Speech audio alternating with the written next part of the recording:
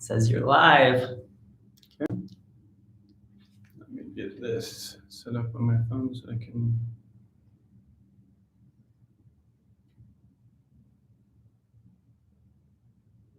Can you guys hear us?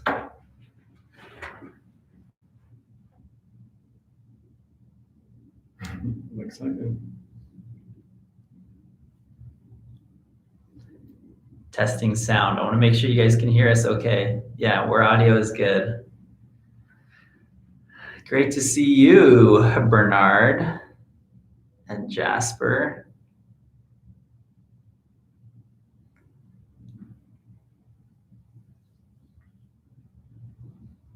I guess we'll just wait a few minutes, Doug, or what are your thoughts? Let people settle in. Yeah, we got 13 people on, so we're right on time. So, and I don't see any questions in the chat yet.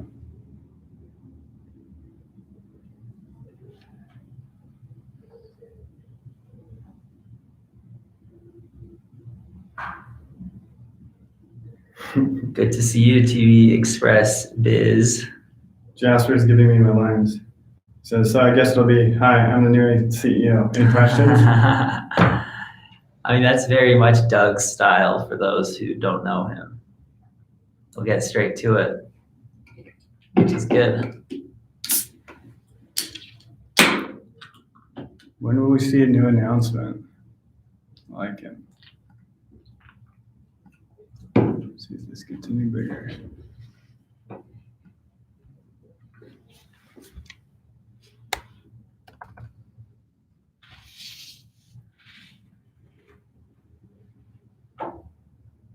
All right, should we get started? Let's do it. Okay, so to get things kicked off this morning, hopefully everybody's had a chance to take a look at the new blog post where Mick announced that I'm replacing him as CEO of Mainframe, and he will be spending his time focused primarily on Genesis block. And then I also released a shareholder letter that is mostly intended to be a way for the community to get to know me and start to build this relationship. So I joined Mainframe right as we pivoted into crypto. And so I've kind of seen the whole progression and have good context of everything for what we started and intended to build and where why we've ended up where we are here today. And so so we can jump into it. So far, let's start just from the top. And Mick, there's a question about it being, well, there's a comment about it being inexcusable for you to not have been giving monthly updates for the last couple of months. Can you talk about give any insights to why and what's been happening for the community? Yeah, and I think this is one of the big reasons why we brought Doug in to be the CEO of Mainframe is simply because my focus was split. We had Mainframe, we have the new Mainframe protocol, we have an incredible team that's actively building this, and we have Genesis block, which has a completely different team. It's a different product, though I'm sure we'll get into what the relationship is between them. But I have certainly failed the Mainframe community simply because so much of my focus and energy has just been trying to get Genesis block, the product, off the ground. And so, that's not an excuse, but we're trying to fix it. We're trying to make sure that each project has dedicated leadership, a dedicated CEO, somebody who can be full-time and focused on it. And that's why Doug is now the CEO of Mainframe. So no good excuses for the past, just saying moving forward, we're trying to fix it. We're trying to make sure that each project can have the focus that it needs. So I don't know if that addresses your question or if we need to get into more, which I'm sure we will. People will ask about Genesis block and all these other things, but. So when Mick and I first met, this is one of the things he brought up is that Mainframe wasn't getting enough attention. And this is in part me being here is trying to help address this. So first thing that you've seen me do post announcement is basically the last 48 hours I've spent my entire time responding to every single comment in Telegram. And while that's not a sustainable behavior, I'm trying to, show you that we're aware of you. The reason I'm here is because of you, and really start to re-engage with the community, and start to build this relationship where I am not Mick. I'm not the marketer that Mick is. I'm much more of an engineer and a little bit more blunt. And so some people might, be a little bit surprised by my approach. But this is me, and I think we can work on building each other up rather than tearing each other down on the community front, so that we can turn Mainframe into something that is much more utilized than where it is today. So, okay, open invitation for anyone to ask questions. There's not any questions that Mick and I are really afraid of. So let's. I think sometimes, just want to add another comment. Sometimes in startups and kind of working on products, there can be an unhealthy, sometimes healthy, sometimes unhealthy sense of pressure when you're not quite ready to say anything about what you're doing. And so people who are asking, you kind of just have to say, it's coming, it's coming. And the more you say it's coming, builds up like pressure and anxiety of like, okay, that means it has to be that much better because we're telling, the anticipation is building. And so we have to make it even better than perhaps we would have thought it needed to be. And again, I think sometimes that can work to your advantage. Sometimes it cannot work. Obviously, it can be a disadvantage. And I think for the last many months with the community asking what's going on, what's happening, there's this unhealthy pressure has been building up because we want to have real substance to release. But as more and more pressure is mounting and people asking about it, it almost creates a like, oh, we're not quite ready. It's not going to be good enough. The anticipation is so great that it's not going to be good enough. So let's just continue to refine it and polish it and whatnot. And so I think that's been a little bit of what's happened in the last 6 months, both on Genesis Block and on some of the stuff we've been working on Mainframe. Just this unhealthy pressure we've kind of put on ourselves more than anything. So we're going to try to fix that. We're making these adjustments, and that's not a good thing. We need to be more transparent. We need to be more open. And so these are some adjustments we're making.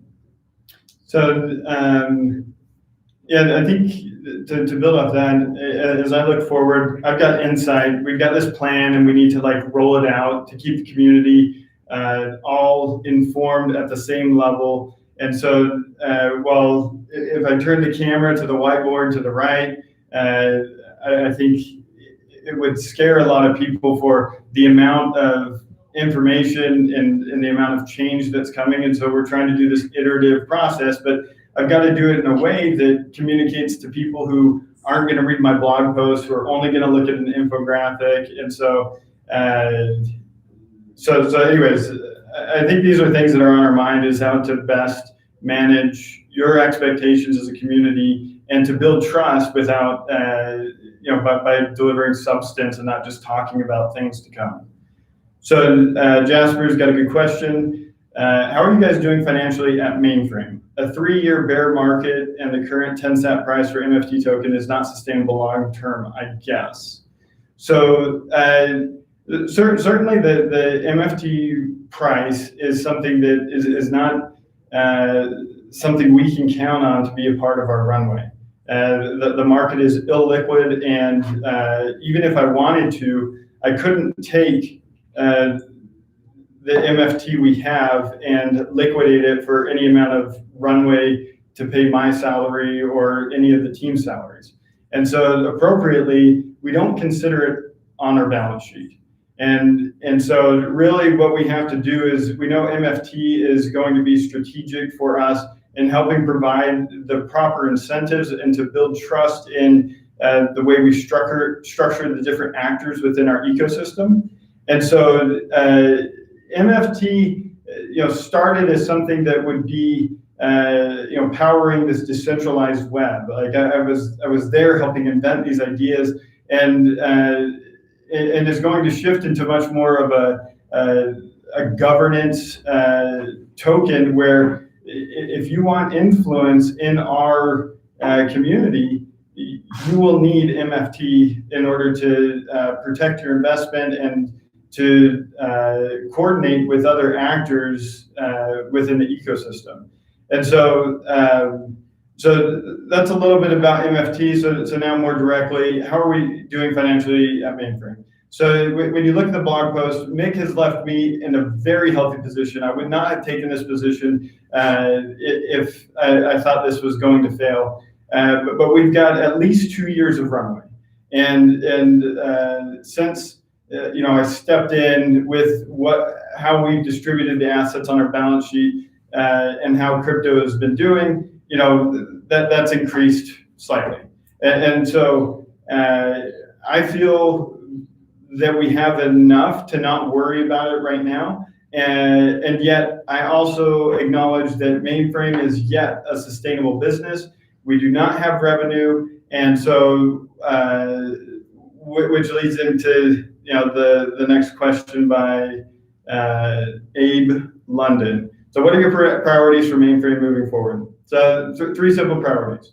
So 1, make Mainframe a viable business. So sustainability. And 2, utilize MFT. And then 3, because I'm interested in experiencing massive growth and the way that my compensation is structured, I don't win unless the community as a whole wins. And so we need to get more people leveraging the unique capabilities of blockchain who have no idea that they're beneficiaries of this. And so, the quote that comes from mind from the blog post is that the people who are going to be beneficiary of our services are no more going to care about that blockchain was used any more than you or I care that NoSQL is used in our banking applications.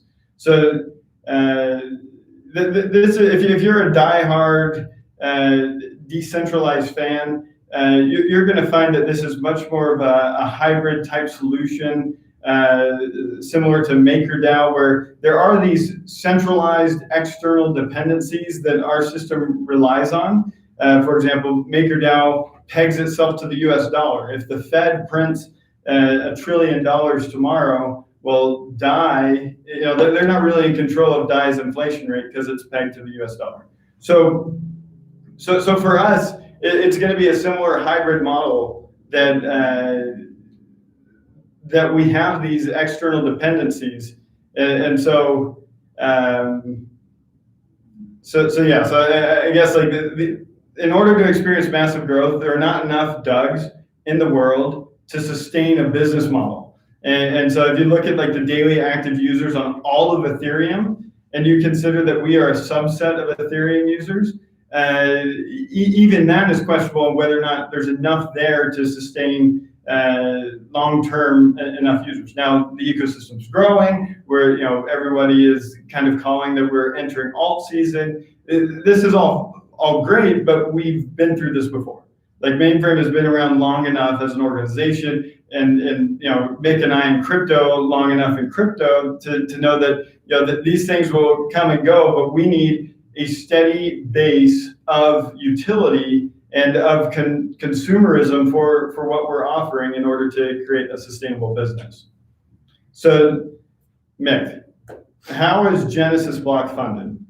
So in early 2019 and late 2018, we had around 30 people that were on the Mainframe team. It was unsustainable, especially as we started to getting into the depths of the bear market. We had to let a number of people go.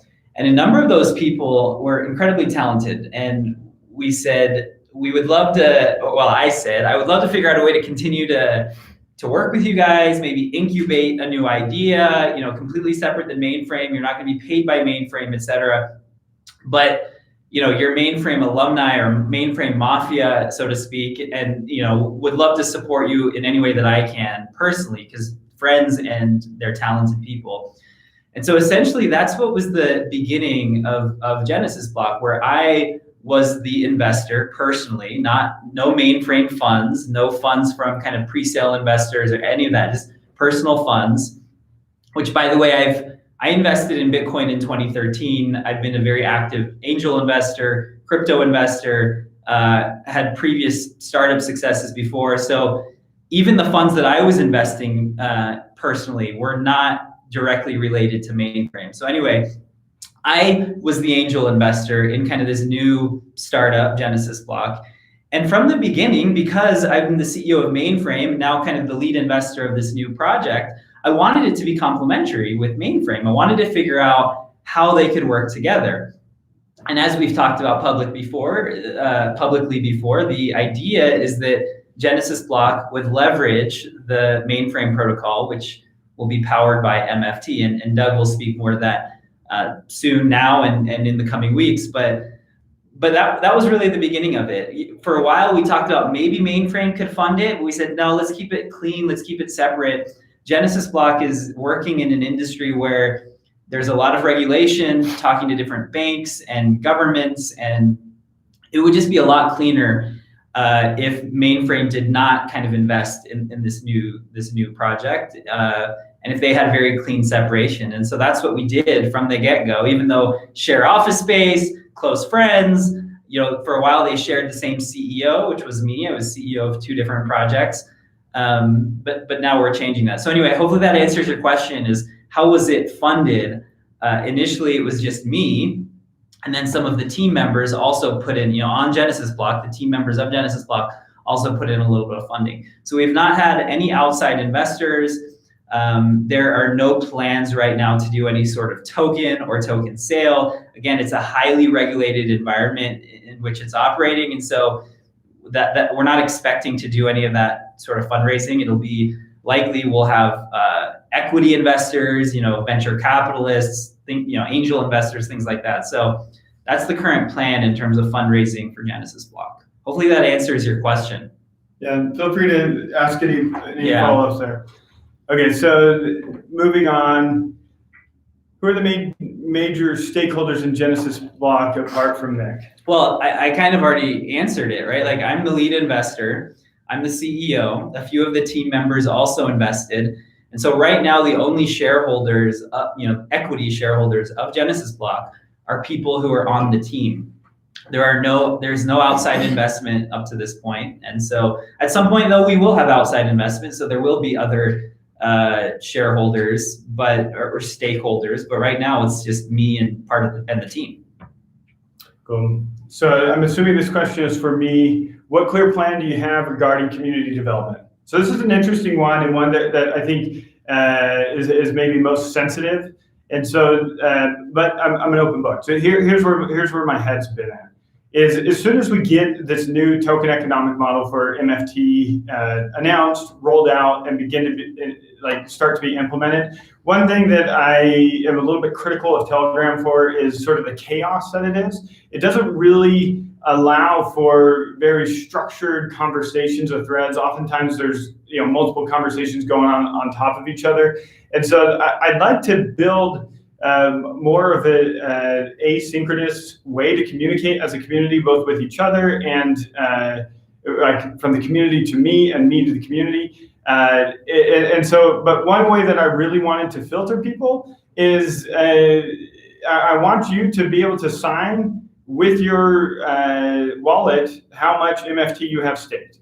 And so as we introduce a staking model, like our governance really will end up being what the US government system pretends not to be, is like money buys influence. In the Mainframe ecosystem, how much MFT you have very much represents how much you have at stake.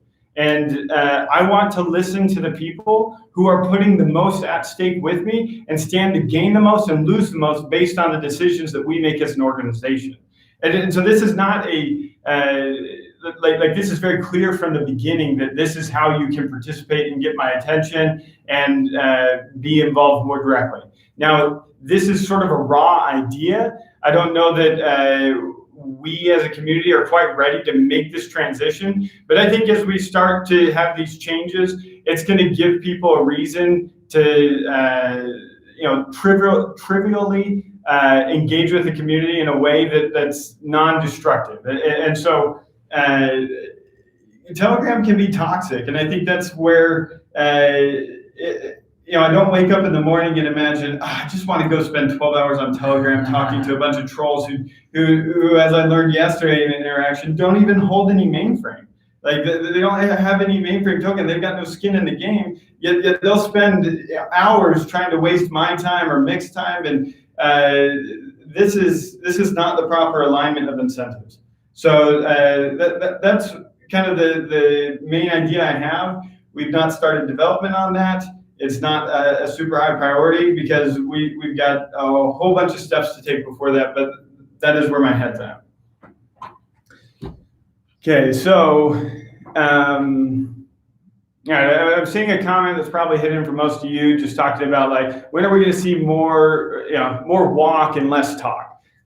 I think if you're being reasonable with me, that you'll find that I very much know what context I'm walking into this community with, and so talk is cheap. I get that. I don't disagree with that, and so I hope that we will be able to rebuild trust with the community. If not, I expect that standard market forces will apply, and you guys will disappear. Yeah. And so I have every incentive to make sure that there's some real substance being delivered. Yeah, and one thing I just want to add, like if you look at our GitHub, you'll see that we've been working, right, over the last few years. I mean, the first proof of concept was Onyx, which is kind of decentralized messaging. That's really where the beginning of the mainframe journey started, was around messaging.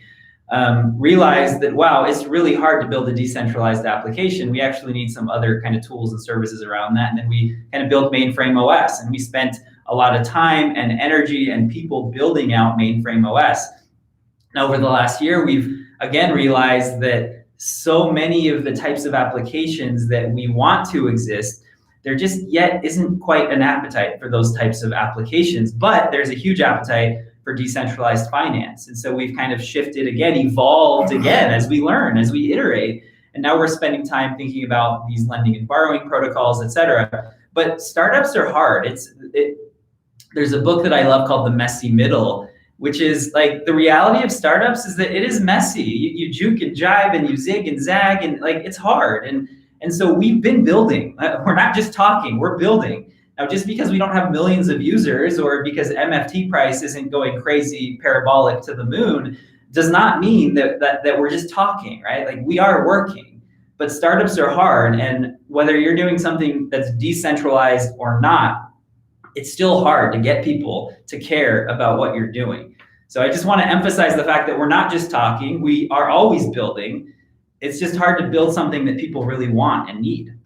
Yeah, so when I look at Mainframe OS in particular, this idea that it's the decentralized portal to the decentralized applications. But when you start to look at what people are actually using out there, and if we're going to use usage as our guide, and take what Mick just said, like, we want to build something that people want, or we cease to exist. Like, we don't get to into perpetuity make promises about things that are going to come, because we'll run out of money.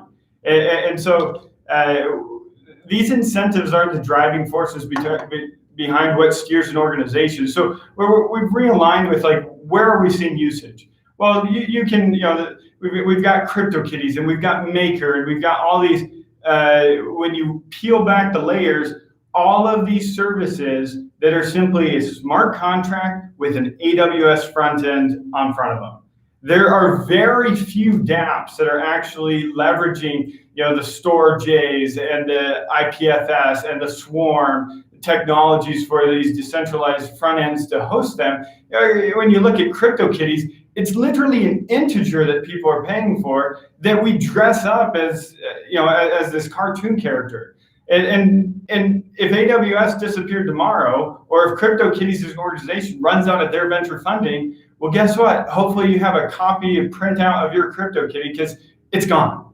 And so what my observation is that we love this evolution and iterative approach to, like, democratizing access to the information and to the transparency of things like a casino. We can have fair casinos now. This is something that nobody was interested, or the incentives weren't there to exist before this decentralized movement. And so, like, everything is a hybrid right now. There is no true decentralized application with users. And so we've realigned with this to say, where are the users at, and how can we build something useful for them? So Mainframe OS is going to be, and listen clearly to this, going to be invested in proportional to the community that is there to use it. And if I'm being honest, the amount of usage that Mainframe OS is receiving, very small. And so the investment that we're going to put behind it is very small. So now we better come out of the gates with something of real substance if we're going to say that we're shifting directions, bringing in a new CEO. And so this is, you saw the beginning of that process with my initial blog post. I'm sharing with you a lot of what the priorities are, what my management thesis is, and that I only want to make decisions that are publicly defensible, and then how I like to develop. So for me, my primary role as CEO is to choose which bets we make as an organization. And in particular, which areas we're going to dump resources into to innovate on the unknown. With Mainframe OS as our guide, we saw that we had a ton of resource.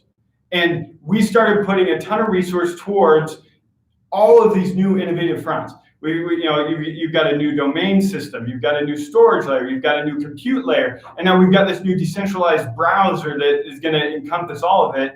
And all of a sudden, you saw that this crypto bubble starts to pop, and all the resources that we had starts to slip away under our feet with things that we're not in control of. And so, because we're believers in this world, we've placed our balance sheet in a proportional position. We think this is going to win, and so we want a piece of that. And so our balance sheet is, majority of it is sitting in crypto.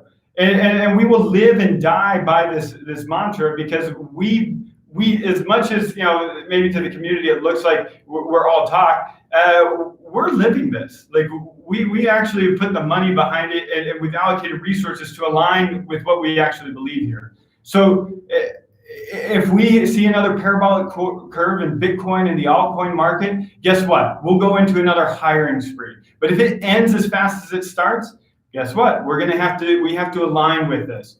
And so it is a little bit of a ride, but as entrepreneurs, you somewhat sign up for this regardless of whether or not it's in crypto, or if it's VC money, or if you're self-funding. You're going to have a lot of these ups and downs, and this expanding of focus and then really focusing in. So today we're getting really focused. My job is to choose which bets we make, and I want to make the least amount of bets that we have to. And so you'll find that there are probably 2 areas of innovation where we will be trying something that has never been tried before. Everything else is going to be a copy paste, or in code vernacular, we're going to fork existing models that work. And so someone I saw asked, can you tell us about when, what's to come? Here's what I tell you. The more you familiarize yourself with some of the other players in this space, Maker, Synthetics, and Tezos, the more familiar the model that we're going to reveal in the coming weeks is going to feel. Because, and I'm not interested in stealing it or ripping it off. We're going to just say, look, copy this aspect of this community, and we're pasting it here. And we've already got resources, like, for example, the things that we're going to take from Tezos, we can point people to the Coinbase Learn videos that are 3-minute simple videos where, in a matter of an hour, you could sit down on the Mainframe website and be up to speed with exactly how our governance structure works, how iterations to our protocols are going to happen. And so if you want to get ahead of the curve, go take a look at those 3 projects. Okay, let's look at a couple more of these questions. All right, if the Mainframe team isn't working on Genesis Block anymore, what are the core products Mainframe is currently working on? Let me just say one thing to that, and then you talk about, so again, Genesis block is still within kind of the broader mainframe ecosystem. And so what that means is that the plan is for Genesis block to use the mainframe credit protocol. And so even though the team is, from a legal standpoint, it's a different company, it's a different organization, it's still a team of people who hold a lot of MFT. It's a team of people who care deeply about mainframe and the protocol and its success. And the CEO is somebody who still has a majority of the MFT that they were ever given, right? And so the incentives are very much aligned that Genesis block uses and leverages the mainframe protocol and MFT as much as possible. So hopefully that adds just a little bit of clarity to that. You want to talk about what products Mainframe is currently working on? Yeah, but the big one is the credit protocol here. So like you're going to see us double down on our investment there, and you're going to see a big iteration come out that really simplifies and makes it so that we can get to a consumable state in the least amount of time and least amount of investment as possible. Then there's going to be a lot of community governance and sort of this DAO-like structure coming for how to engage and vote and stake and get, claim your rewards for participating in the governance. I have zero interest in catering to anyone who just wants to sit on the sidelines and hodl their NFT. There is going to be a certain amount of very minimal engagement required if you want to see your MFT grow, if you want to participate in the coming reward structure. There is this idea that, there's a criticism, for example, of, like the mainframe team, like all their bags are empty. It's like, well, what sort of illusion are these people living in on Telegram that they think that we're able to liquidate our bags in an illiquid market? Like this is just not like reality. So what I'm finding is that most people are just trolling, being toxic, trying to like get some sort of rise out of us. This is literally how I make a living. Like this is my life, and so I very much want to win with the community because it doesn't happen any other way. And so I don't think if somebody has somehow managed to get a mass amount of MFT and they just want to do nothing and not participate, I don't want to cater to those people. I want to cater to those people who engage with us and have a large amount at stake to help us build this. And so you'll see this in the coming weeks with this restructuring happening. Okay, so a silly question. You've been talking for 3 years, but I really have not seen any results.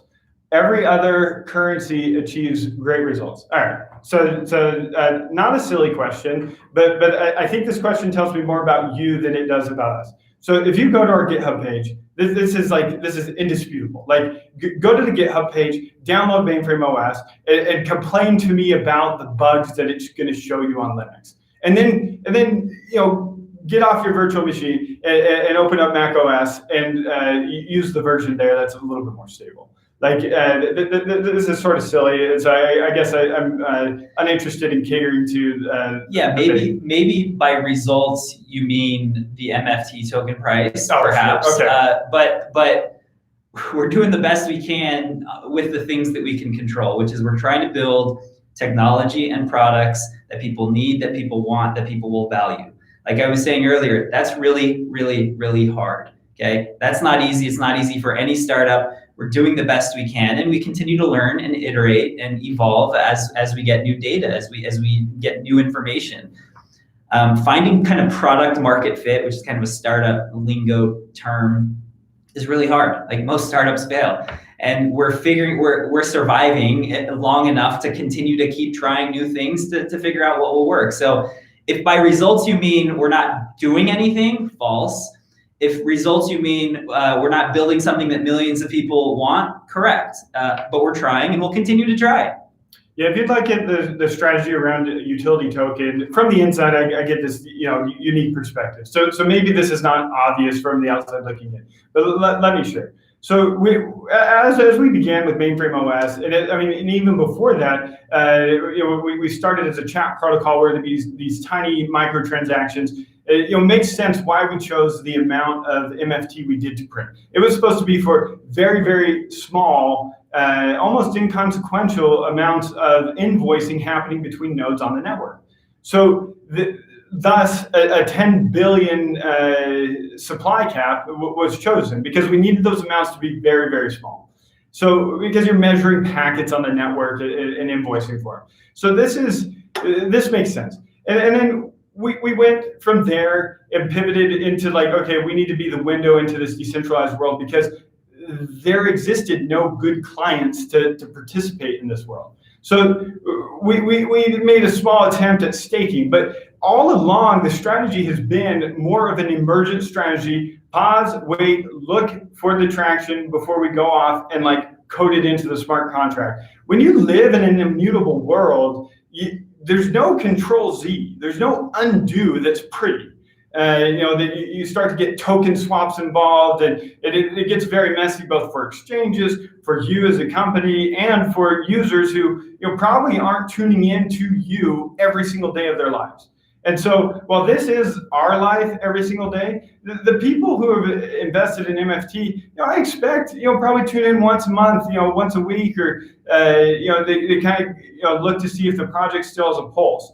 Now, certainly our pulse has been great with the community, but on GitHub, it's been constant. Like you can't fake code. Like it doesn't just write itself. So these aspects are defensible. And so we are in the position today to add utility only because we've taken the emergent strategy of waiting to add utility. Now, it's loud and clear. Like I need to add utility right now. And we need to make sure that we go about this in a way that we can iterate on it such that as new information becomes available, as new trends emerge, that we are in a position to continue to be emergent in our strategy and take advantage of those market movements. Anything else is just silly because why would we want to miss out on something that we can't know today? So we're in the position we are today because we've been willing to move slow on this immutable part of the ecosystem. All right, so let's jump now next to... Some of the questions were around staking. You've kind of been talking. Yeah, I leak out little details, which is, to me, somewhat fun. Like, you ask more questions, I'll leak more. And it's only going to bring more questions until the blog post that comes with a nice infographic to help like put all the pieces together. But hopefully it satiates you as a community that there's some real substance back here. So regarding staking, if MFT or if Mainframe OS isn't currently the core focus, what will be the use cases for staking MFT? Governance. So you will find that, so here's my criticism of a few projects. Maybe I'm going to pick on Celsius a little bit. Here's a DeFi application that I question the utility of their token. You look at ENS, you look at Uniswap. Here are projects that recognize they didn't need a token. So if somebody can, you have to ask yourself this question. If you can fork this open source project and remove the token from it, that token is not essential. You built a public good and introduced friction.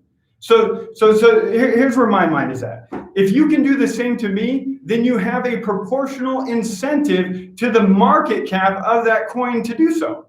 And so even with our token that's struggling with an $8 million market cap, there's an $8 million incentive out there for you to strip that out and to do something altruistic like Uniswap and just create this public good. There's a lot of discussion in the community about how do we fund public goods. Potentially, we fund them by failing at a whole bunch of startups. That's what Ethereum looks like right now.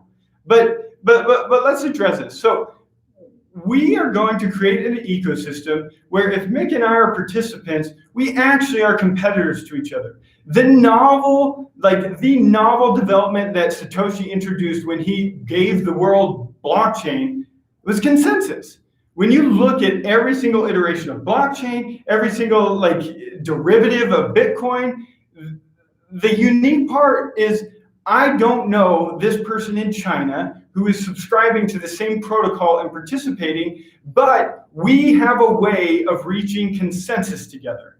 Now money became the primary driving force around this consensus, but it's pure genius. That I can agree on how to govern a currency with people that I don't know and might not even speak my language.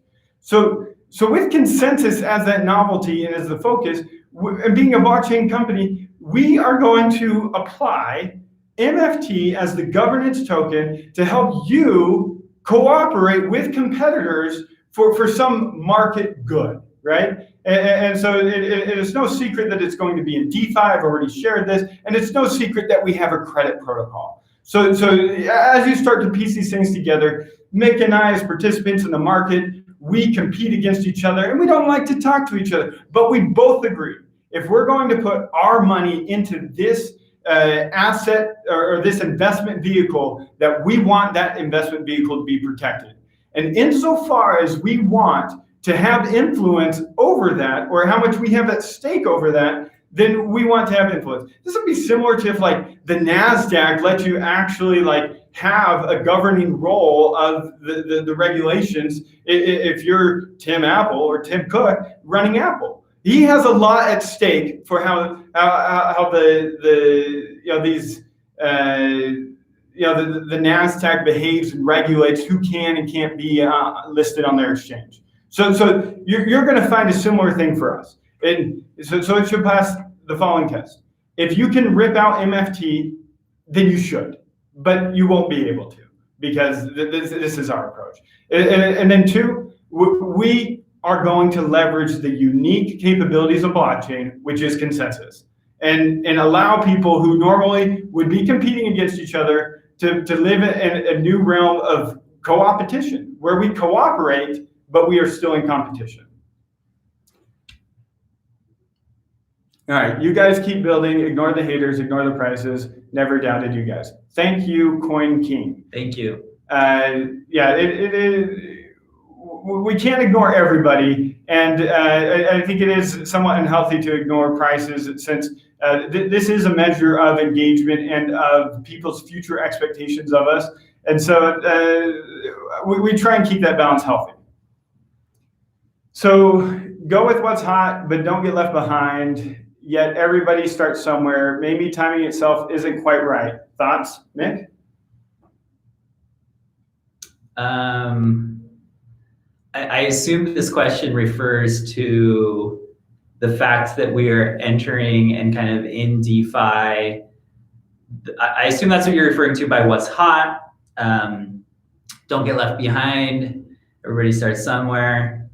So I'm not sure what, do you think the question refers to DeFi, or what question? I can tell you what that comes to mind, at least in context of Mainframe. Maybe the timing isn't quite right. The timing is wrong for Mainframe OS. There is no doubt in my mind that there are not enough people who are getting utility from this. People prefer MetaMask, hands down. They have a solution that works sufficient for what people's expectations are for the amount of decentralization they need. Now, if you look at the early messaging around Mainframe, we were all about the freedom and privacy and uncensorable content. But honestly, unless you're a world reporter like Ed Snowden, or who's not a world reporter, but unless you're covering very important controversial issues as a reporter, or if you are an Ed Snowden type figure working as an NSA contractor and going to release something that's going to make you an enemy of the state, you really don't need this.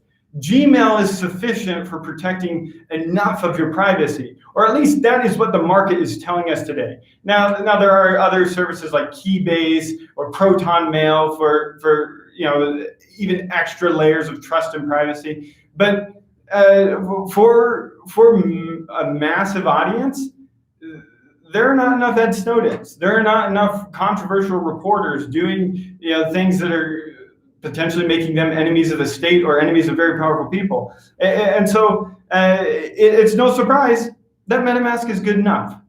So we need to shift away from this.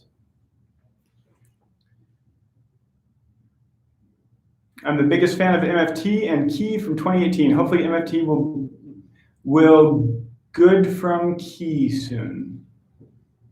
Thank you for the encouragement. Thank you. I will look into what Key is, hopefully. Where do you suggest to buy MFT token as a US customer or even for anyone else? Now that Binance is no good in America anymore. Well, this is somewhat of a misnomer. Binance US exists in parallel with Binance. I don't know necessarily that Binance accepts new US people, but they certainly haven't shut off Binance access yet. But if you wait just a few weeks, I think that you will find new decentralized access to Mainframe. Without saying too much, this will not be a problem. That's exciting. Doug's got something up his sleeve that he's going to unveil in a little bit. I have to hold something. If I just give everyone everything, they have no reason to tune into the next AMA. All right.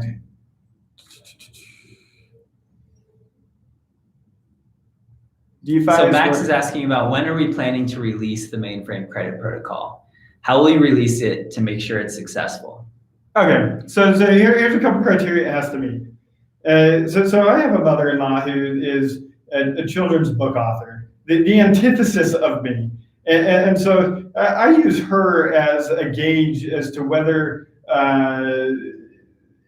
it can be used by a broader audience than what currently exists today.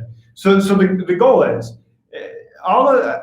so I'll be releasing a series of blog posts that try to explain these things in pieces, and then we'll try and rework the whole website so you kind of have this like high-level ecosystem view of each of the actors, and you can kind of come to our webpage or our website and say, hey, I can see where I fit into this ecosystem and how I can be a beneficiary. And so my judgment of the current state of the credit protocol is it is far too complex for the amount of attention people are going to be willing to give us today. And as such, it needs to be simplified. So this is one of the areas that I'm choosing not to innovate, or rather to innovate the least amount as possible. So we will iterate on top of mixed work, and we will go and find some existing working protocols that are already there, and we're going to fork them. And then we're going to tweak them for just a little bit that needs to be changed. But like, why reinvent the wheel when credit is a well understood problem, and we can hit the ground running and take advantage of some security audits that have already been taking place. Insofar as you feel comfortable with what changes we do make don't impact the overall security of that architecture. But this is my approach here. So take an existing known system, fork it, and tweak it just barely to what we want, because this is not where I choose to innovate. That comes later. Okay. So when are you planning to release it? What does release mean? Can it be continuous development? So maybe the first time I think somebody is actually going to live on blockchain leverage some sort of debt contract. I think the earliest it could be would be 3 months. Anything faster, I think, is irresponsible. But again, it will. I'm telling you, that is the lower bounds on when it could. Meaning, there is a non-zero chance that we could deliver something in 3 months. Not that it will be delivered in 3 months. This community's, they won't forget everything you just said. Yeah, well, there's going to be a video that comes out that edits me like the NFL bad lip readings on You said YouTube. 3 months. That's all they hear. That's 3 months is when they expect the whole thing to be live in production. Well, be prepared to be disappointed. Okay, so, all right, DeFi is where it's at. 2020 and beyond. Thank you. I can't wait for market and mainframe to be in a matured stage and more adoptions. Oh my.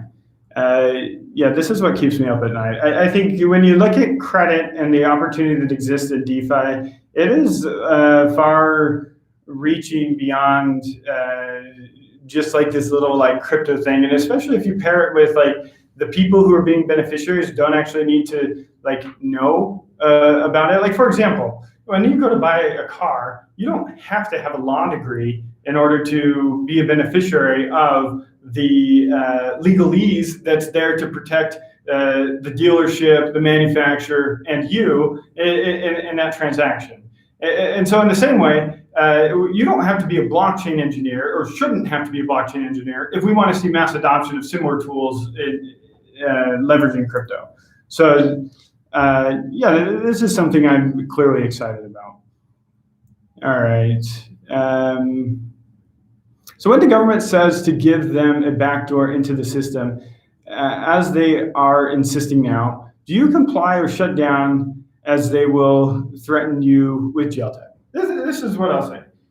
My wife is somewhat making fun of me at this point, because one of the realities when you start to play with securities laws is that you can end up in jail. But like one of my primary goals is not end up in jail. So we have a legal counsel that we are working with.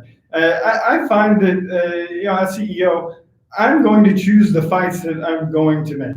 I have no interest in spending the next 10 years missing out on my daughter's upbringing. This is reasonable.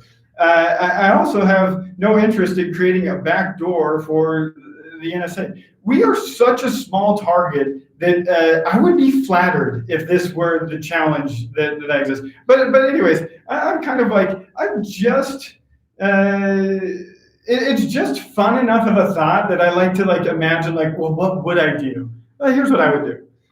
If you ever see me start to adopt a CryptoKitty as my online persona, and that CryptoKitty has a canary sitting on its shoulder, there you have it. There's your canary. The canary disappears one day. Understand that that was my sign that something has happened and that there's a compromise there. So no, I'm not going to jail. And two, no, I have no interest in like compromising my own standards for the some government backdoor. But I also think that when you look at, we're trying to build something that people want.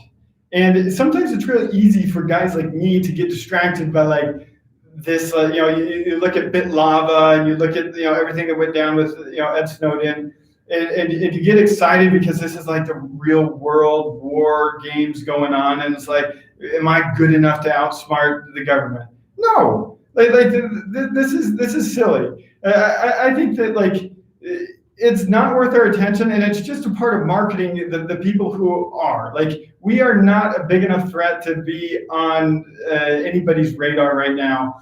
And plus, you can have certain degrees of assurance because we're building, in some aspects, a public good that is totally verifiable. And then in other aspects, we have to structure the centralized dependencies in such a way that you actually believe us and that you have enough confidence in us that you will put your money into our system.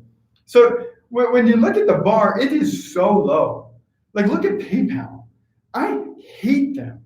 Like, they they took my money. Like, I was renting out time on my Bitcoin miners, and then they didn't even give it back to the client. Like, they just took it. Like, guess what? In my system, I'm not going to be able to take your money because I'm not PayPal.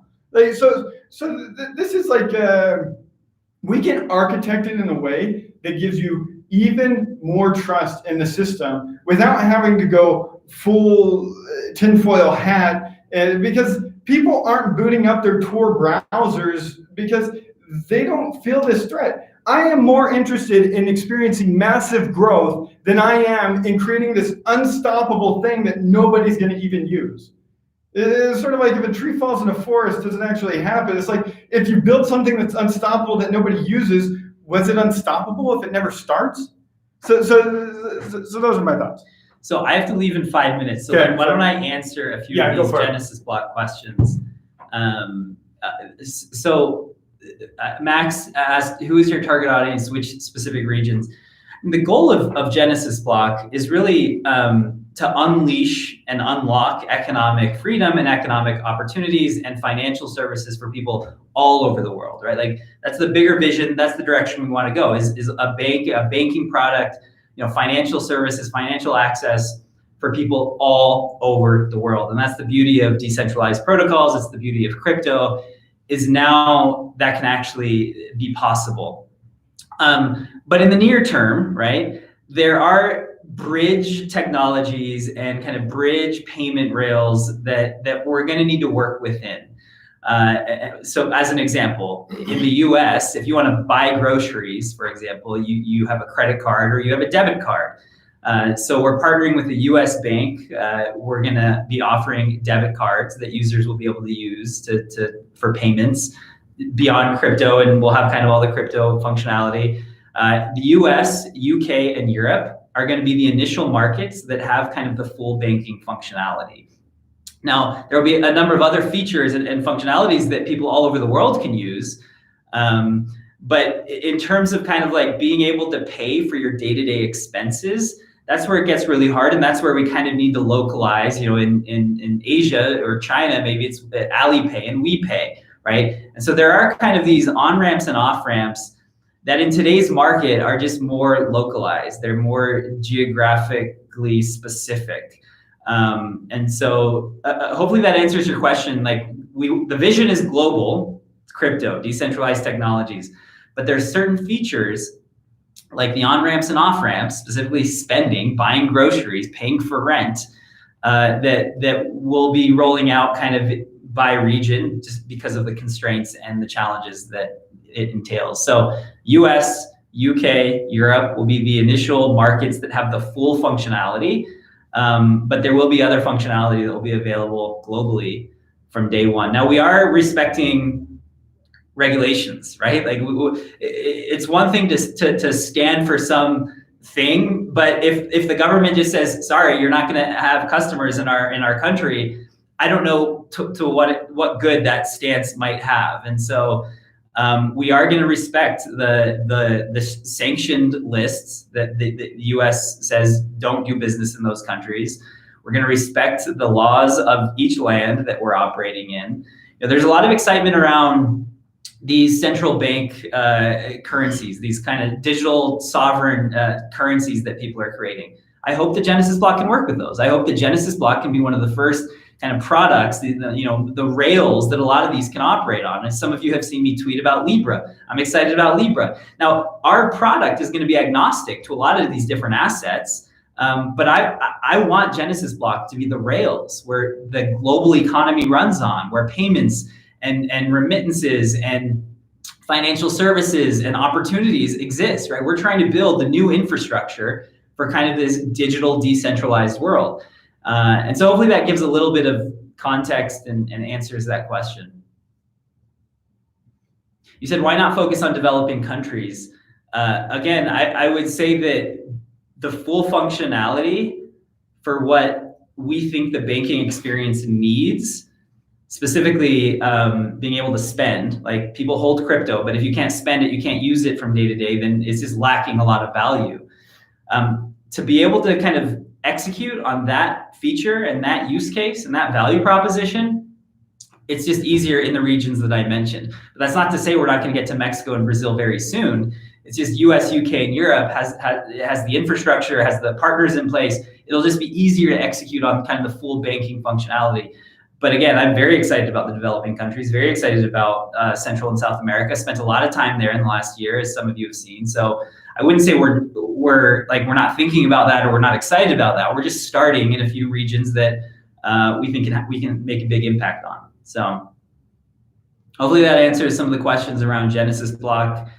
I need to go. I have another call actually with our banking partner in the US, which is exciting. Like we have a lot of great partners lined up with Genesis block, and the Genesis block mainframe synergy is going to be very strong, and I'm very excited. And that, so we are definitely in the mainframe ecosystem, and I think our success would also mean the success of mainframe, finding a great partner, great use case, great growth and distribution, and hopefully great MFT utility as we leverage the protocol. So I got to run. Doug can answer more questions, but thank you guys so much.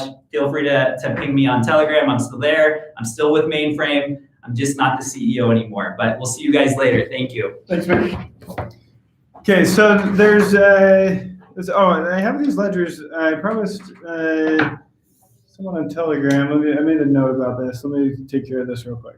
So it was definitely DJ from Telegram. He wanted to do a giveaway in this, so he gets one of these, and then he's going to pick whoever asked the best question, and then we'll get a hold of each other, and I'll send you one of the Mainframe branded ledgers. So a couple. I want to get through as many of these questions as we can. I'm an open book. Like, I have no interest in. I'm sorry that there's not been very great communication, but you must understand the trade-off is that the amount of attention we give to this sort of thing takes away from other progress that can't be made. And so I want to find the right cadence for our community so that they feel, or that you feel catered to, and you feel that like we are listening, because we are nothing without you. So there's not much sense in existing in isolation. Okay, what will the Mainframe credit protocol look like? Will it be an app, or will it just be a protocol where projects like Genesis Blocks will build on top of? Okay, so you've got some information, right? So you know that it's going to be just a protocol where projects like Genesis Blocks will build on top of it. It has to be at least that, otherwise how will Mick be able to leverage it? So the protocol itself, yeah, probably is just that. Now, Mainframe will then build its own interface, and we are responsible for bootstrapping it independent of what Mick does in Genesis Block. I have no interest in being reliant on Genesis Block and Mick as an organization. I would like to be sustainable. This is the only way that I can make good on the promises that we've made to the community and to the ecosystem at large, is if we continue to exist. So let me talk about that. So there's two strategies that I can take and that I'm pursuing. We are in a healthy enough position with our balance sheet that essentially I need all the expenses to come from the protocol itself, trying, with a similar, I can imagine a similar implementation to what Bitcoin Cash is suggesting. Like, we could tax the ecosystem to fund Mainframe. Well, guess what? That tax now is a proportional incentive for somebody to just come in, fork your public good, and rip out that incentive more altruistically. So I don't think this is a very strong case. So, but otherwise, I've been exploring and looking at a couple of well-known, proven, established businesses, that hopefully have some overlap to the credit protocol. We were looking at buying some payday loan places for a minute, and we have not moved forward with that at this point in time. But the idea would be that, hey, these could be service centers that end up consuming our credit. And so, but the idea is that I can potentially purchase, make investments, and have the salaries of the team come from this. And this is much more sustainable. Or we find some sort of revenue stream from within Mainframe. And so we'll experiment with both. So as we restructure the ecosystem, there will be some subsidiaries that we create, and that Mainframe maybe operates and owns the first instance of it, and charges a fee for their services. Now, a fee is going to be charged whether it's Mainframe opening it or some other entity, which, wanting to be a decentralized community, we will help bootstrap other players who are, specifically the requirement is that you are not Mainframe, to create competition so that we have an efficient market.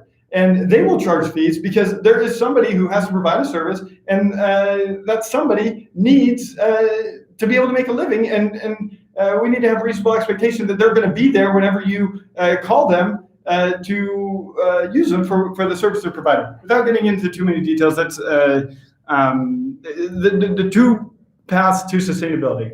We make investments, and we either are siphoning our salaries from dividends from those investments, or we charge fees, which we're going to do this anyways, but will it be enough? I don't know. And so those are the two strategies, but we must be sustainable. Otherwise, we're dead. Like we just aren't a thing anymore. And I have no interest in building something that's not going to continue to exist. Is the MFT song still coming? I don't know where this comes from. This is the first time I'm hearing about it, so no. I don't need these types of distractions right now. Will you guys? But I am the creative type. That does sound fun to me, but it's way more fun to build an efficient system with MFT at the heart of it than it is to kind of do some songs and dances for you guys. Which leads us to the next question. Will you guys be revamping the website and make more cool mainframe commercials? Those commercials have an extraordinary cost to them. So while I sort of inherited this great branding by Mick, who is this wonderful marketer, these are distractions to me as an engineer today. So we'll invest in the marketing in proportion to how our balance sheet looks. Everything needs to make sense. Like if I were to surface all of the details to you, I want you to be able to look at all this and in a truth be able to say, you know what, maybe he wasn't perfect, but he did a darn good job. And like a rational person, I can see how would make these decisions based on these incentives, based on the market where it was. And so it needs to be publicly defensible. So we'll invest in marketing proportional to our balance sheet. If we have a bunch of money, guess what? We've got lots of money to make lots of cool videos to entertain people. But I am more interested today in focusing on the substance of what we'll be delivering, which is the credit protocol. Revamping the website? Yes. Right now the website is Mainframe OS. Mainframe OS, for lack of a better term, is going to really starve of investment for the foreseeable future. And until people really demand this unstoppable, decentralized portal to the decentralized web. Until that becomes a sufficient segment of the market, it won't have as much investment, or if any at all. So what are the economic models that could potentially be derived from the MFT token on Mainframe and Genesis Block platform? Okay, so again, here's reemphasize this again. Mainframe and Genesis Block platform, certainly separate. I'm gonna let Mick manage the Genesis Block platform. He spends all day working and developing those things, and frankly, my attention is not spent there, so I'm not the best to comment on that. I do know that they will be a consumer of our protocol. So what economic models can be potentially derived from the MFT token? I mean, you'll just have to find out. Like, this is I can't comment much here except that I did not want to do a token swap, and I did want to reward participants in our ecosystem and provide an incentive for those who do improve the protocol and the broader ecosystem itself. So we're going to be leveraging it for governance, and go watch the Coinbase Learn videos on Tezos, and when it says Tezos, insert Mainframe. Like, this is we are not doing any novel innovation here. We will be taking a proven model and adapting it to our ecosystem and our value proposition. We are not a smart contract platform. We are a credit protocol. Mainframe is a credit marketplace. That is what we will be. And so in the DeFi space, and with some key innovations, which I'll save as a hook for later. Okay, I hate PayPal. I hate them. Doug Leonard, 12 February 2020. That seems like a great shirt I should make. Why not focus on developing countries? Okay, that was a question earlier. All right. Looks like we're getting to the end of it. Any last questions? Throw them in right now, and I'll try and cover them. Which plans are you currently considering if you want to leave the Telegram? I want to build my own. And this is like, this is not an area of key innovation. Here's what the architecture of this looks like.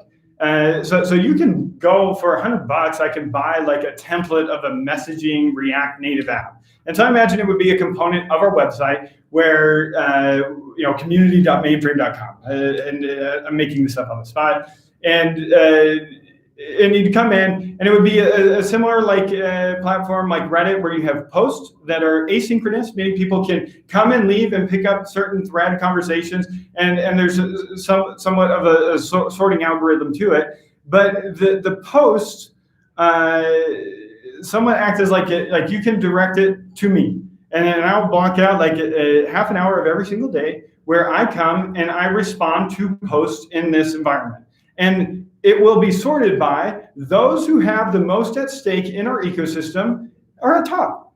And I just start at the top and I go down. So at first, maybe people who have nothing at stake in the ecosystem, well, they can post on there, but I'm not going to get to it in my 30 minutes. Or maybe I do at the beginning. And then, so if you've got a bunch at stake, you have a direct line to the individual who's most influential, or you can complain to me, whatever you want, but you have a direct line to me. But we align ourselves with people who actually have something to lose. I have no interest in catering to, like I did yesterday on Telegram, to somebody who holds no MFT.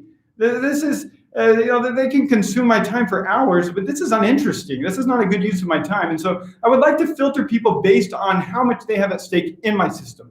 And that's the proper alignment of incentive. If you want more of my attention, well, then you put more at stake. Because I want you to stand to lose if what you're distracting me with has a negative outcome.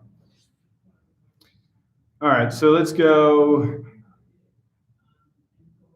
He took off on the last light bulb, and so this is a comment you can't see, but anyways. Someone is commenting that Mick is left on the last lifeboat. I guess it's silly. Mick is the largest equity holder and MFT holder in the company. Period. So like the incentives between like Mick, who just bootstrapped Genesis Block with his own money, he owns that, and who is the largest stakeholder. Shareholder and member of the board in Mainframe, he owns this. And for intents and purposes, like he owns it. So that he's not getting off. Like he stands to lose more than every single one of us, including myself. And so this narrative that he's getting off the live board moving on is just untrue, and the incentives prove it. So I have no interest in catering any more attention to this type of narrative. All right, regarding Mainframe OS, are you still going to be developing it through 2020, or is it currently dead? Here's the statement. Mainframe OS will be invested in proportion to the segment of the marketplace that demands a decentralized portal for the decentralized web. Currently, that segment is statistically insignificant, and so my investment will be statistically insignificant. And so we may do some maintenance stuff on it, but this is a low priority. Mainframe OS is really cool in my opinion. I also am of that opinion because this was built for me. I was on the team, and like this is something that just has Doug Leonard on it through and through. But if you put me in control of this entire system and you give me the incentives that I have, we're gonna die. Like straight up, this is dead. And so this idea that building cool things, like I want to do this forever. I don't want this to be a 2-year gig. Like I want to do this forever. So we have to take care of other things before we can do really cool things. It would be even cooler if there was a browser extension and a mobile app, but I guess it's too early for that. I'll challenge you with this.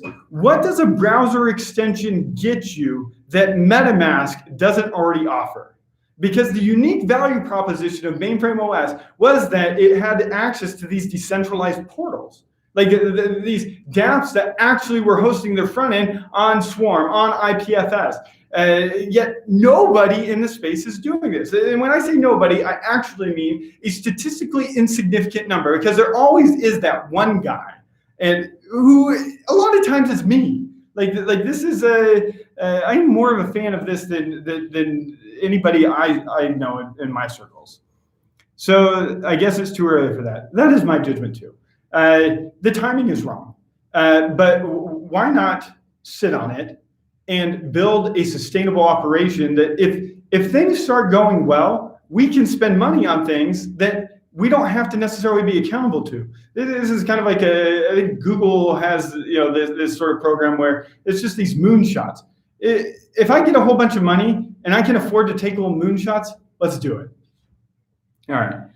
So what are the core advantages of the mainframe credit protocol, especially compared to Torque, for example, which also allows users to borrow and lend money with stable rates? I'm not telling you. I mean, this is my big hook, and this deserves more than a final comment on an AMA. So, like, So I haven't shared it with some groups already who have agreed to keep it private, and I can distill it down to one simple, clean, like one sentence, and I will not give that to you today.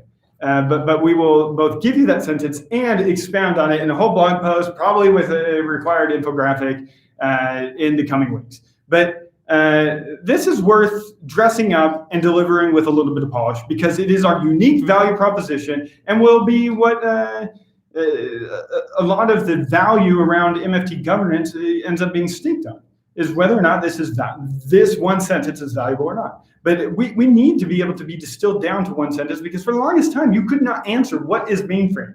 It is a credit marketplace today. And now what is a unique value proposition? You get to find out in the next couple of weeks. All right, so, well, it's an ecosystem with a browser extension. Would you even need MetaMask? But the market isn't ready for all this. Yeah, but MetaMask already exists. So like, I guess that if you're putting it in a centralized browser, you're browsing to centralized addresses or resources, unless it's the one project that isn't, or the two projects that aren't. And then you're using an extension that has to, do everything that MetaMask already does really, really well without any edge cases. So it's like this, at least from what I'm understanding of your question, this seems like an unwise strategy to pursue. I mean, because we explored these things, if I'm understanding what you're suggesting here. Yeah, the market is not mature enough to sustain. Like, if you looked at what we were trying to do, is it's a new kind of proverbial app store, but there are not enough dApps. Even if we got 100% of the Ethereum dApps, there's not enough there to sustain like a business model based on discovery and promotion of your dApp. And there are lower friction alternatives like dApp Radar and whatever, that people don't care about decentralization as much as we like to pretend we do. What is the incentive for people to use Mainframe over other crypto platforms? That is a question that, if you still have a month or 6 weeks from now, that I'd be very concerned if you can't answer that. And so without getting into the unique value proposition, which I'm trying to hold out on, you shouldn't use us if there isn't a clear reason. So this is my frame of mind. I haven't told you yet. How about that? Like, I haven't told you, and if you'll be patient, then it's going to be in these blog posts that, as long as I can keep myself off of Telegram, I can write. How would U.S. customers be able to buy MFT tokens without government jurisdiction law? Have you ever used a DEX? Currently, there is a ban on such tokens in the U.S. for mainstream. And I don't think, I'm not going to be required. Like, okay, I want to experience massive growth. Okay, so massive growth means that my mother-in-law and my mother need to be able to be a beneficiary. And while they are sufficiently technical and operate a computer and whatnot, MetaMask is too much. So like, if my mom wanted CryptoKitties forever, but she can't do an extension on her Chrome browser. Like, she hasn't been able to get through those steps of just installing MetaMask, so she doesn't have any CryptoKitties. So anyways, my answer is, in order to experience massive growth, there has to be a large segment or consumer of the credit protocol, beneficiary of the credit protocol, that doesn't need MetaMask, that doesn't touch MFT, that doesn't have anything to do with that. And so, yeah, so this guy's saying Uniswap. Yeah, go check out Uniswap. So Uniswap is going to play a big role in our ecosystem. And so familiarizing yourself with that will, Tezos, Uniswap, these are places where we're going to be standing on the shoulders of the small crypto giants as they are today, so that we can quickly build trust, because this isn't new. Like, we're going to do as much not new as possible, and then only focus in one or two areas that we're trying something novel new.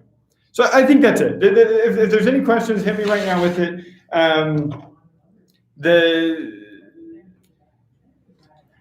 Yes, yeah, go check it out. It's pretty cool. Tezos, yeah, check out Tezos. What about Tezos? So anyways, that's pretty much the live stream. I'm going to sit here for a minute to see what comes through, and then I'm going to end this. I have an investor meeting to introduce myself to Mainframe's existing investors and help them get to know me a little bit better.